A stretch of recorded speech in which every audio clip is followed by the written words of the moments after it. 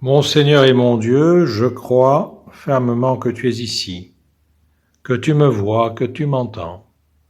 Je t'adore avec profonde révérence. Je te demande le pardon de mes péchés et la grâce de faire avec profit ce moment de prière. Ma Mère Immaculée, Saint Joseph, mon Père et Seigneur, mon ange gardien, intercédez pour moi. Parfois, nous associons l'expression « être sous influence » à la dépendance, à l'alcool ou à la drogue. Ou nous disons que notre enfant est influençable pour expliquer que ses décisions et ses choix sont dictés par une autre personne. Jésus nous révèle, dans l'évangile d'aujourd'hui, le secret de l'influence que peut avoir son esprit sur notre vie dans une conversation qu'il eut avec ses disciples. Je suis la vraie vigne et mon Père est le vigneron. Je suis la vigne, vous êtes les sarments. Celui qui demeure en moi et en qui je demeure, celui-là portera du fruit en abondance, car en dehors de moi, vous ne pouvez rien faire. Le fruit dépend de l'influence exercée par la vigne sur le serment. Toute branche coupée sèche et meurt, sans porter le moindre fruit. Le Créateur plante des graines de son image dans chacun d'entre nous, afin que nous devenions des branches qui portent beaucoup de fruits et qui reflètent le vrai caractère de son Fils. Le vigneron qui parcourt ses vignes ne se soucie que d'une chose, des fruits qu'elles vont porter bientôt.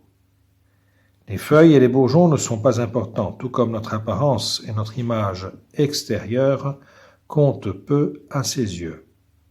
Il cherche à obtenir le maximum de fruits des branches ou des serments qu'il entretient sans cesse, en particulier en les taillant de deux manières, en coupant et jetant les serments qui ne donnent plus aucun fruit, mais qui pourraient saper la vitalité de la vigne, en taillant les rejetons qui poussent sur les branches porteuses de fruits, mais qui limitent leur production de beaux fruits. Ainsi, la sève se concentre sur les plus beaux. Cela explique pourquoi Dieu permet les troubles et les difficultés qui jalonnent notre vie. Son objectif est de nous débarrasser des nombreuses choses inutiles qui feraient obstacle à notre capacité à produire des fruits qui lui rendent gloire. Celui qui demeure en moi, comme moi en lui, celui-là porte beaucoup de fruits. Quel est l'outil de taille préféré par Dieu ? Sa parole. La lettre aux Hébreux nous déclare « La parole de Dieu est vivante, elle est pleine de force, elle est plus aiguisée qu'une épée à double tranchant. La parole de Dieu entre en nous en profondeur, elle va jusqu'au fond de notre cœur, jusqu'aux articulations et jusqu'à la moelle. » À mesure que nous lisons la parole de Dieu, Dieu commence par supprimer ce qui est mauvais et nuit à notre maturité spirituelle. Puis, cette tâche achevée, il taille ce qui est bon, mais qui empêche le meilleur de se développer. Comment la branche porte-t-elle du fruit ? En travaillant dur, en imitant les autres, seulement en demeurant attaché à Jésus, en le laissant pénétrer en nous, comme la sève qui coule dans les sarments de la vigne. Si vous mettez un sachet de thé dans une tasse d'eau chaude, vous pouvez voir au bout d'une minute ou deux l'eau prendre une teinte caractéristique, celle des feuilles de thé du sachet. Le goût de l'eau se transforme aussi et l'eau devient peu à peu du thé. Plus vous laissez le sachet dans la tasse, plus le goût et l'apparence de thé deviendront puissants. Cela ressemble à l'influence de Christ en nous.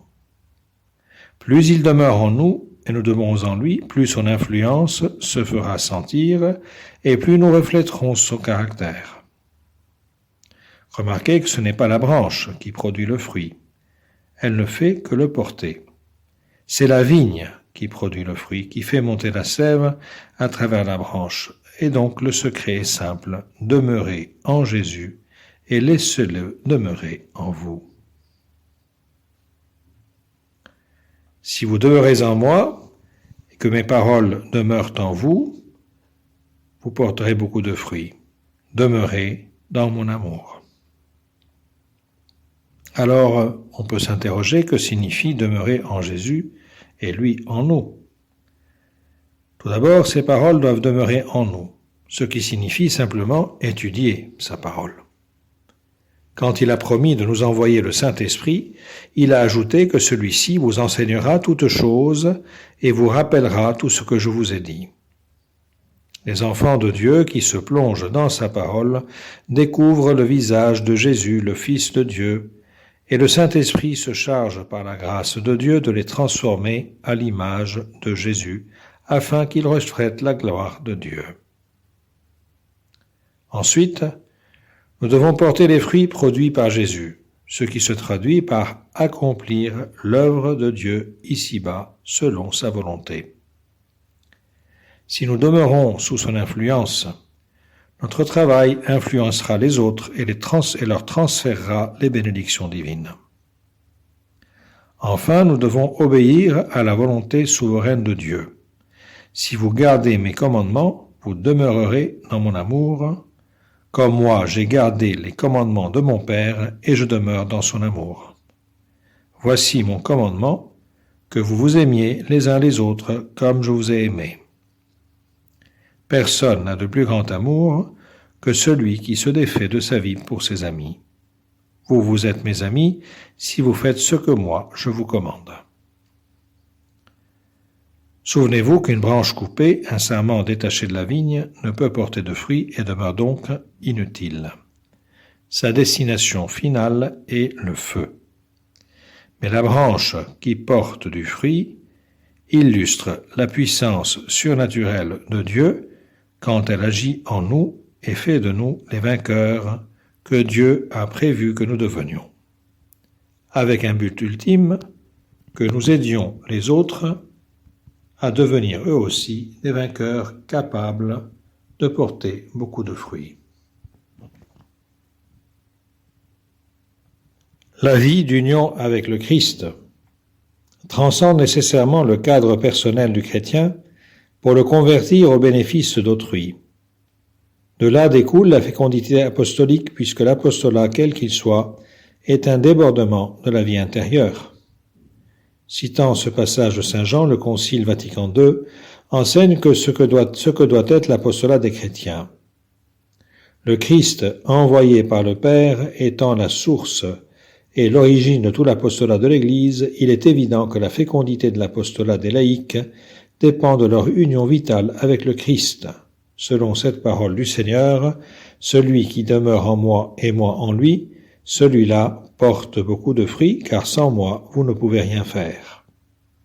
Cette vie d'intime union avec le Christ dans l'Église est alimentée par des nourritures spirituelles communes à tous les fidèles, surtout par la participation active à la Sainte Liturgie.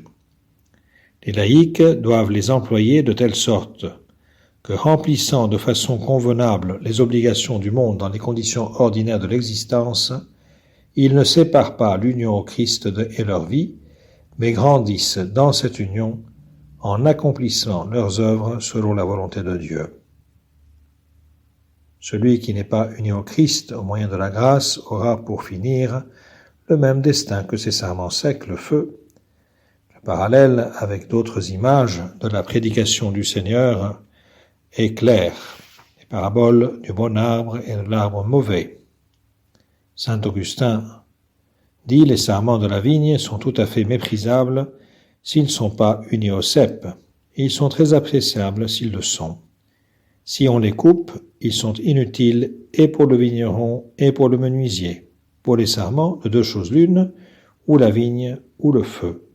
S'ils ne sont pas dans la vigne, ils vont au feu, pour ne pas aller au feu, qu'ils restent unis à la vigne. » Nous tournons vers la très sainte Vierge, qui a porté le Christ, qu'elle nous aide à rester unis à son Fils dans toutes les circonstances de notre existence et pour rayonner son esprit à travers le monde. Je te remercie, mon Dieu, des bonnes résolutions, des actes d'amour et des inspirations que tu m'as communiquées dans cette méditation. Je te demande de m'aider à les mettre en pratique. Ma Mère Immaculée, Saint Joseph, mon Père et Seigneur, mon ange gardien, intercédez